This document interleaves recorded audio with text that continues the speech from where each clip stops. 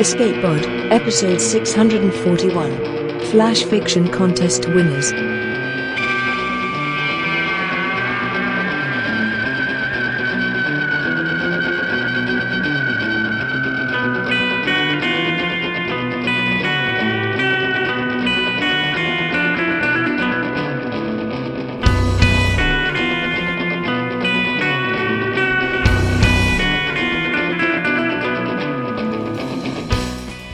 And welcome to Escape Pod, your weekly science fiction podcast. I'm Divya, your host for this episode.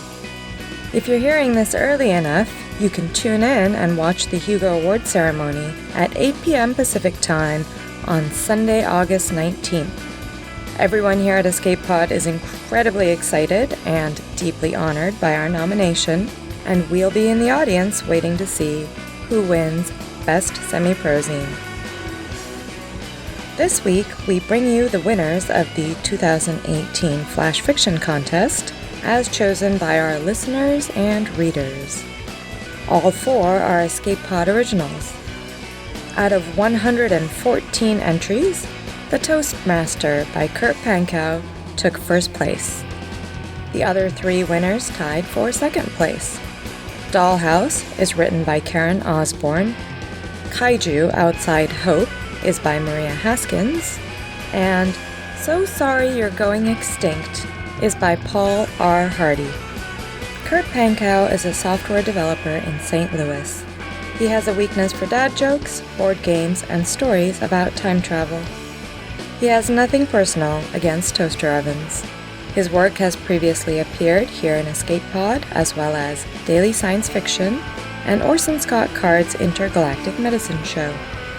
Karen Osborne lives in Baltimore with 2 violins, an auto harp, 4 cameras, a husband, and an eccentric orange cat.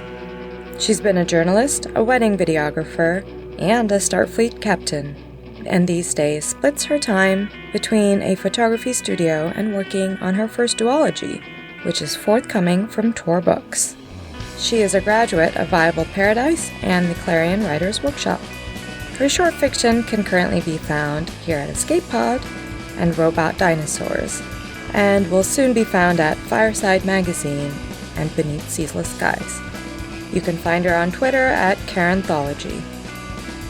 Maria Haskins is a Swedish-Canadian writer and translator. She writes speculative fiction and poetry, and currently lives just outside Vancouver with a husband, 2 kids, and a very large black dog. Her work has appeared in Beneath Ceaseless Skies, Flash Fiction Online, Shimmer, Cast of Wonders, and elsewhere. Find out more on her website or follow her on Twitter at Maria Haskins. Paul R. Hardy is on an epic quest to find the adorable pets, eccentric family members, and amusing work history required in an author biography. He occasionally takes short breaks to write stories for venues such as Unidentified Flying Objects, Diabolical Plots, Starship Sofa, and Gallery of Curiosities. Your narrators this week are familiar names and voices. Mer Lafferty is Escape Pod's very own co-editor. She's also an author and pioneer podcaster who has been involved with Escape Artists since nearly the beginning.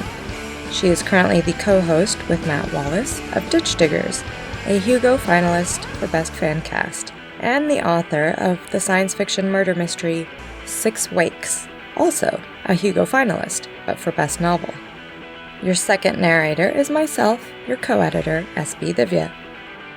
Co-host Tina Connolly is your third narrator this week.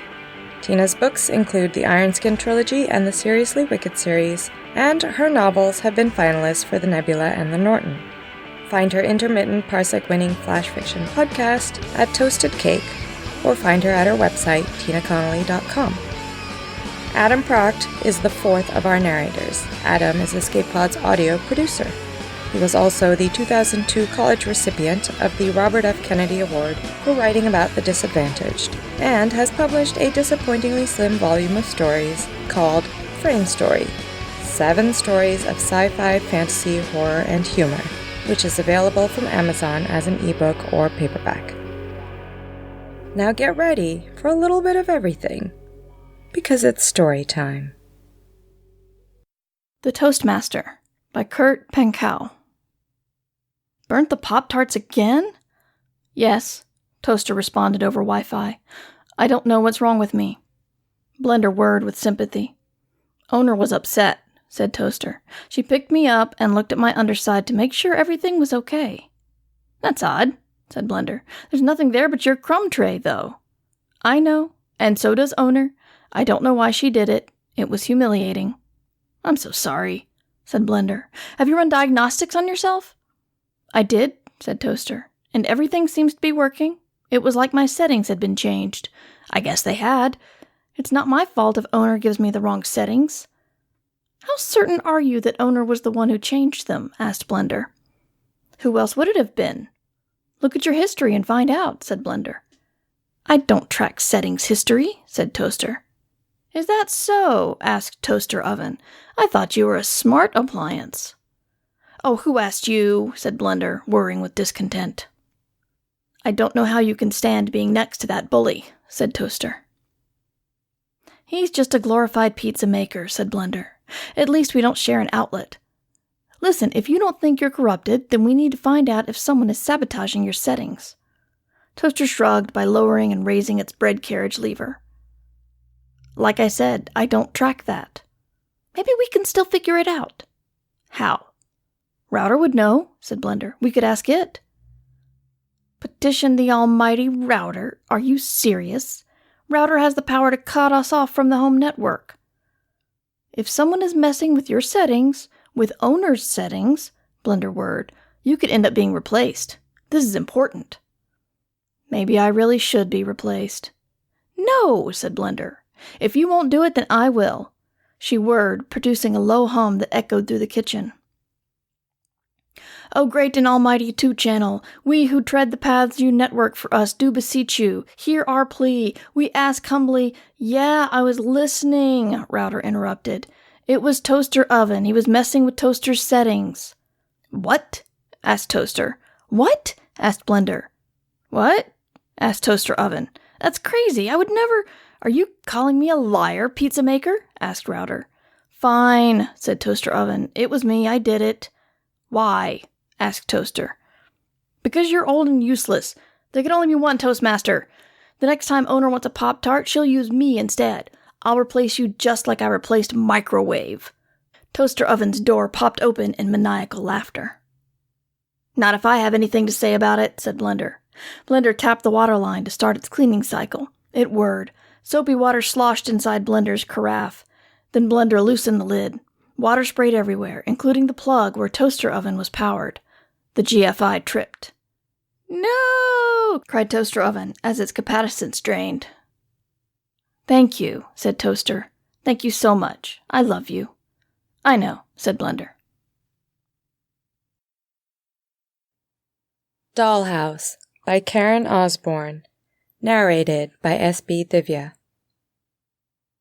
By the time I stumble off the red-eye from Los Angeles, my butt is numb. 5 years ago, I would have been working up to murder. Now, I feel fucking glorious. Narendra picks me up, sweating, in the July heat. We both know what's coming. He drives in silence through empty Baltimore streets, flying past abandoned row houses, their outlines like uneven molars against the smoky sky. The calm that was so pleasant in L.A. feels like an apocalypse here. At Company HQ, the lobby is full of Wyatts and Claires. A skinny blonde Kennedy hugs me with dull cold fingers in the elevator. It's only when I hear the voice behind the crunchy squeal of her interior speaker that I realize the Kennedy is my sister. Our boss Tanya is in her meat body today. Sepia skin, red lips, laugh lines. She wears a bright blue scarf covering her breathing tube and a Coach brand feeding tube at her waist. She stands with a tense, dizzy wheeze. Shauna, Narendra, I'm sorry I couldn't doll up. My Kennedy's in the shop. I don't know how you do it all day. I stay standing. Practice. We're being fired, aren't we? Says Narendra. Tanya steeples her fingers. It's a Kennedy thing, something she does when she's tall and antiseptic and blonde. Not exactly. You'll have to doll up, as the company can no longer pay for meat space transport. Budget cuts, alas. Meat space. I think of my sister, her blank eyes, her breathing tube, stacked with 1,000 others in the company's Long Beach facility. In a doll, she could be in LA in the morning, Shanghai in the afternoon, Paris in the evening. Never with me. Over my dead body, I say, because that's what this is. Right, Narendra? He's an old wolf like me, a salesman with a spine like steel. But he's sitting down now, defeated, running his palms down his pants, white as a sheet. It's the look he gets when he's visiting his mother in the nursing home. I'll have a Michael, he says. Tanya smiles, turns to me. It's beautiful in there, Shauna, she says. Nobody's sick or starving or suffering. I live in a mansion by the ocean. I eat what I want. It's not real. She rubs her temples. You're not going to care. I don't have to say that I quit. It's in the twist of my shoes as I leave, the sway of my shoulders, the click of my heels, the exquisite pain of my nails digging deep crescents into my palms. Pratt Street is tumbleweed quiet when I make it out of the building, with the sun wheeling at the top of the world. I feel a migraine and start to savor it. Wait, I hear. It's Narendra, his hair splashed with gray, eyes wrinkling with his smile, and suddenly I've never seen anything so perfect. What about the Michael? I say. I'm Narendra Singh, he responds.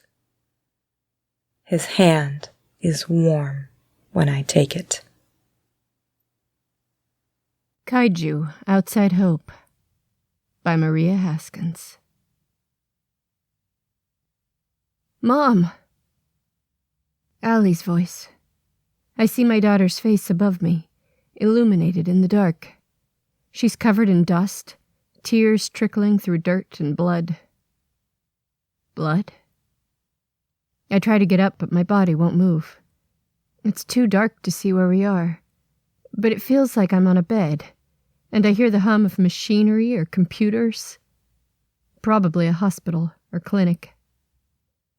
Memories flash by. Glimpses.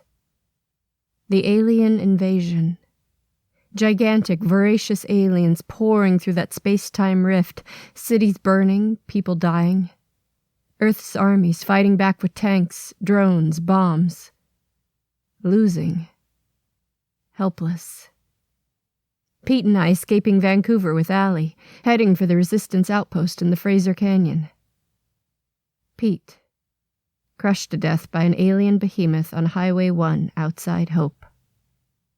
Me, watching, helpless. Allie and I on the road for days, death and destruction at every turn. Then the outpost. Allie running into the sheltering tunnels ahead of me, aliens close behind. After that, nothing. But Allie's here, alive. I'm alive. Mom? Can you talk? I try, but my mouth feels strange. Talk, I tell myself. I'm okay. Are you hurt? My voice sounds odd, but Allie smiles. I can't believe it. You're back. How long was I out? A week. Week? Where are we? With the resistance. But we're under attack. We're evacuating. I hear shouting and gunfire. The ground shakes. I know what that means.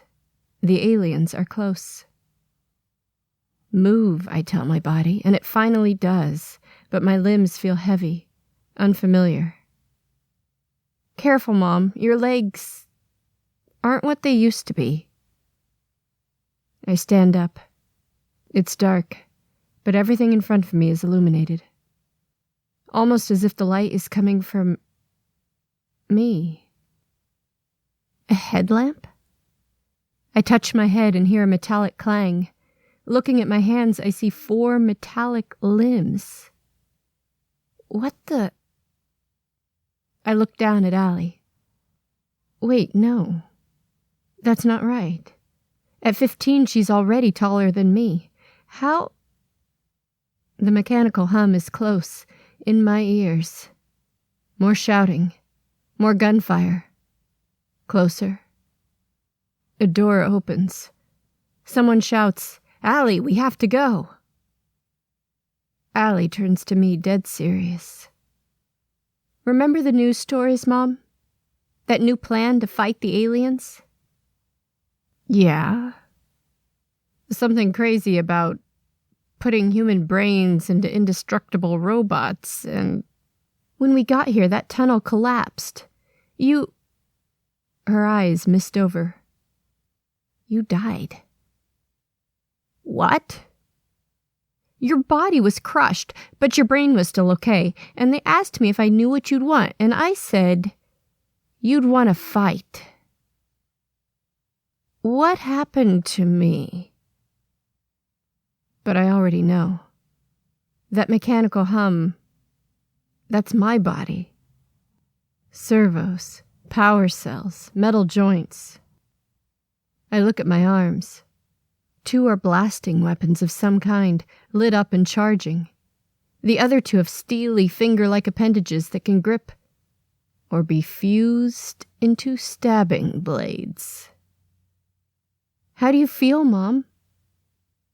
"I feel strong." With an almighty crash, an alien blasts through the wall, teeth and tentacles snapping. My blasters hum. The sound is pleasing. "Duck, Allie," I say, and fire. So Sorry You're Going Extinct by Paul R. Hardy. Dear Sam, the Last Human, my name is Garx McGarx, and I am a pupil at Balhagarax Lower Orbit Primary School. I am 302 orbits old. Yesterday, my class visited the Endangered Sapient Zoo, and we saw you in your enclosure. I thought you were really cute and also very small. The warden gave us a talk about how you were very old, even though you are only 86. They told us humans will be extinct when you die, because only a few humans were rescued when your planet was blown up, and now you are the only one left. They said you were unhappy because you were sad about all the humans dying, and that's why you didn't want to be cloned, to make more humans to live in the zoo. But I do not understand. If you are cloned, you will not be the only human, and then you will be happy. I hope you let them clone you, because if you go extinct, then I will be very, very sad. Yours sincerely, Garx McGarx. Sam looked unwillingly at the card, gazing through a screen of long gray hair that hadn't been cut or washed in decades.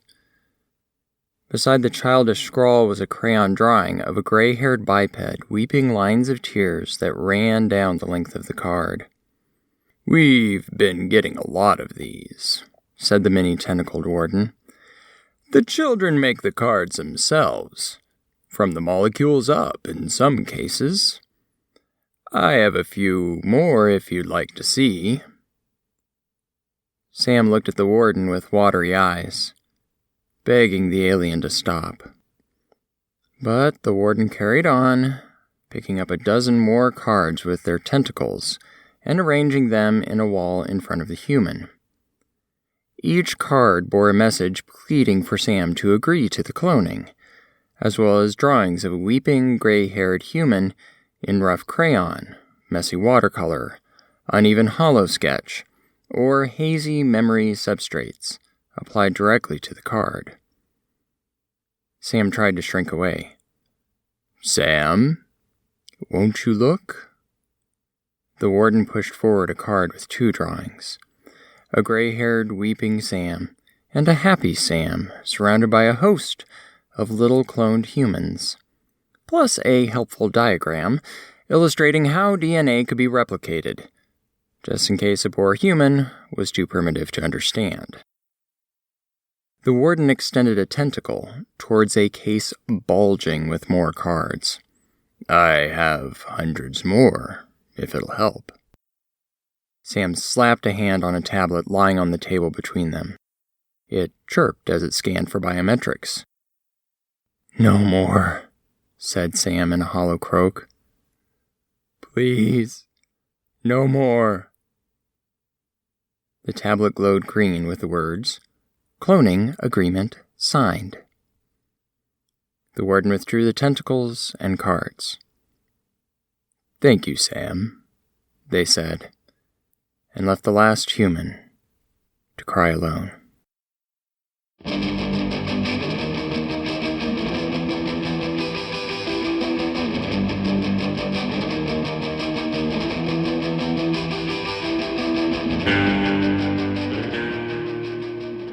And those are the winners of the Flash Fiction Contest of 2018. Thank you to everyone who participated in this year's contest, especially to outgoing community manager Eitan Zweig, who organized it. Mer and I had no decision-making power on these stories, but I'm happy to say that we enjoyed every one. The 4 winners covered a range of science-fictional topics, from artificial intelligence to aliens to mecha and androids. They made us laugh and cry, and we hope you feel the same way. Escape Pod is a production of Escape Artists Inc. and is brought to you with a Creative Commons Attribution Non-Commercial No Derivatives license. Don't change it, don't sell it, do go forth and share it. Escape Pod is fully supported by listener donations. Find us on Patreon at EA Podcasts or contribute via PayPal. If you enjoyed our Flash Fiction Contest winners, vote with your dollars for more short stories that pack a punch. Our opening and closing music is by Daikaiju at daikaiju.org, and our closing quotation this week comes from Neil Gaiman, who said, "Short stories are tiny windows into other worlds and other minds and other dreams. They are journeys you can make to the far side of the universe and still be back in time for dinner." Thanks for listening, and enjoy your auditory adventures through time and space.